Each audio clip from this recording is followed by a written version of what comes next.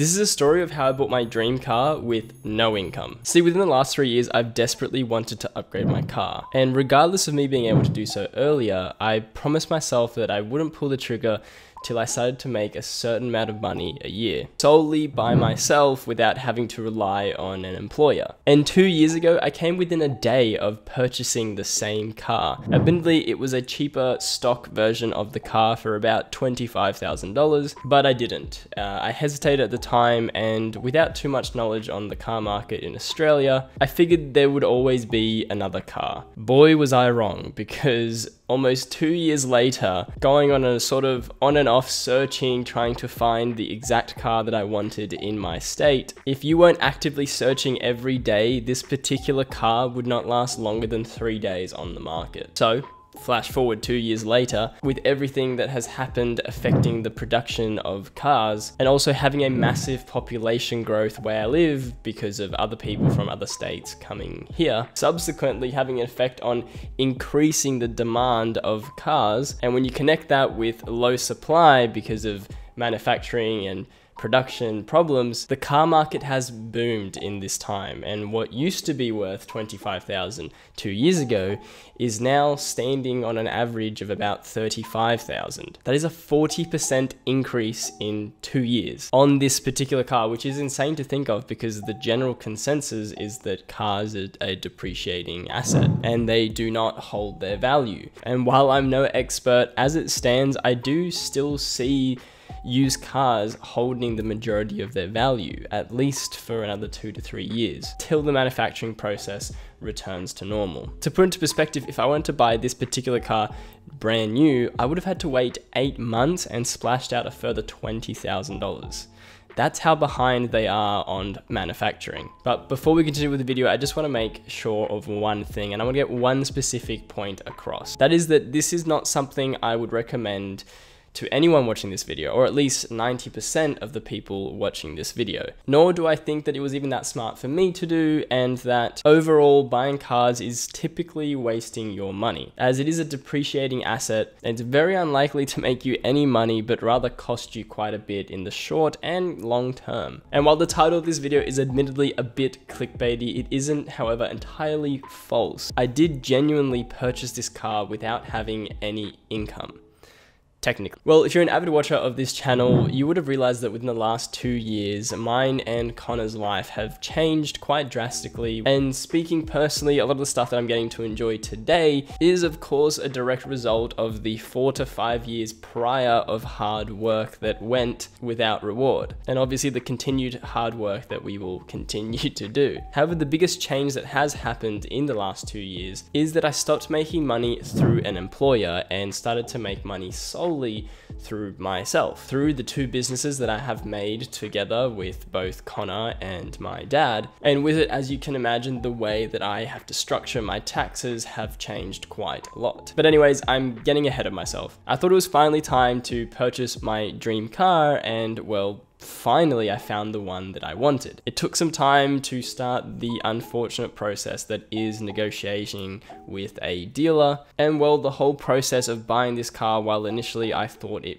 may be a one-day thing, ignorantly it took about a week and a half. So while in this video I'll explain how I managed to get financed on this car without showing any income, I will in the near future make a more detailed video surrounding the best way to buy a car and what you should look out for, and even my reasoning slash what I did for my car. Now, when it came down to purchasing my car, I opted to not buy it personally, but instead through the business as a company car. So if you catch one of my last videos, I recently turned Elite Football into a company. Now, typically you ask the dealer to finance the car because if you are buying the car under a company expense, you are going to want to maximize how much you can actually deduct from it, and typically financing is the best way to go about it. Not only will you be able to claim registrations, insurance, fuel, but also your car payments, interest, etc. The only issue that arose was that in order for the finance company that works with the dealership to actually lend you the money, you have to be able to demonstrate that you have enough money to be able to pay for it.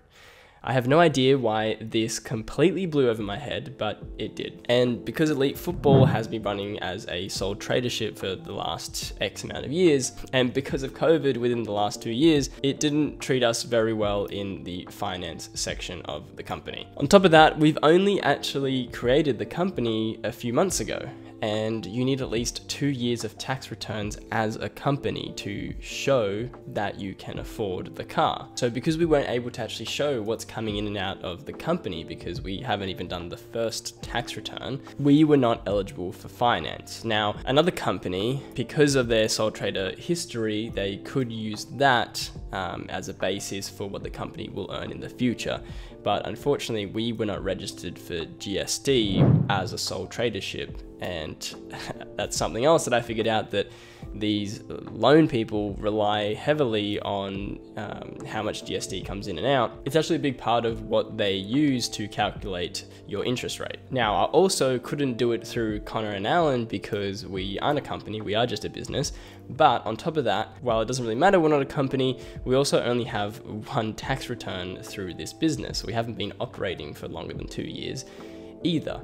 You're probably thinking, Alan, well, if you can't do it through either one of your businesses, why not just buy it out personally? Probably still be able to get a bunch of tax benefits, and you can probably still claim a lot of it as a business expense. Well, you are right. I could have bought it personally because I could still claim a bunch of business expenses. But as explained before, unfortunately, my life has changed heaps these last 2 years, meaning that I've gone from being an employee and being used to doing my tax returns a certain way because I was only making a certain income and not really having many things that I could deduct from it, to being self-employed. And unfortunately, I haven't yet tackled my tax return of last year, and that is completely my bad. Out of the two of us, Connor is definitely more organized when it comes to keeping the accounts and numbers all in check. I personally find anything to do with accounting incredibly boring, so I've just been procrastinating on it for quite some time now. So I got myself into a situation where I wanted to buy the car. I went to buy the car. I had enough money to buy this car, but I couldn't prove that I had enough money to buy this car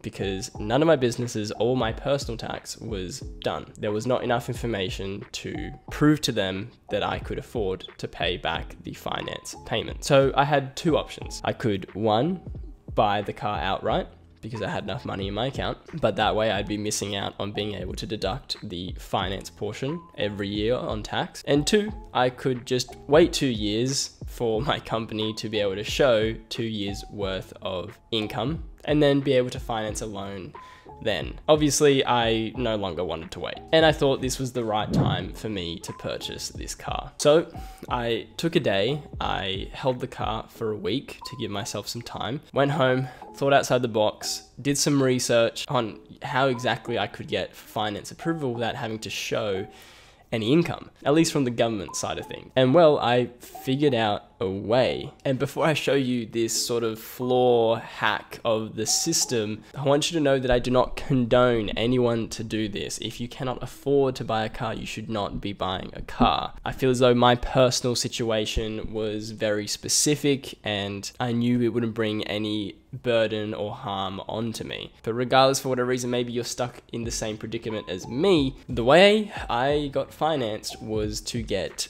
this letter written up by my accountant. Obviously, I'm making it sound a lot more simpler than what it was, but genuinely the way that I got approval and purchased it under the company name, it was simply one letter from my accountant. What I'm showing on screen is obviously just a mock-up of that letter. Obviously, I got all the figures, but all I did was speak to my accountant, talk him through what I thought the company was going to make and why I thought it was going to make X, Y, and Z. And he wrote down and stamped his approval on the letter to send to this finance company. After a small fee, they must have looked at it, done a few background checks, and they approved it. So, well, now I have this car without having actually needed to show any income. Just please know I would not condone this on 90% of people, but if you are needing to get what you want, this is a hack I haven't seen anyone talk about. If you want to see my full video on how I bought this car, how much I'm spending on it, why I purchased this car, and what I think the best way is to purchase a car through a company or just a business in general, I will leave a card up here when it's live, and it'll also be in the description below. And if you've gotten to the end of this video and you're wondering why I didn't use much B-roll of me in the car during this video. That's because only after 2 days of owning my dream car, I actually ended up having an accident. Don't worry, no one was seriously hurt. The car is pretty much fine. It's just getting a few things repaired at the moment. It was a bit scary and it was a sort of near-death experience, but if you're wanting me to talk more about it, let me know in the comments below and I'll explain more about it in my next video. Here's a video YouTube thinks you'll like, and here is our last video.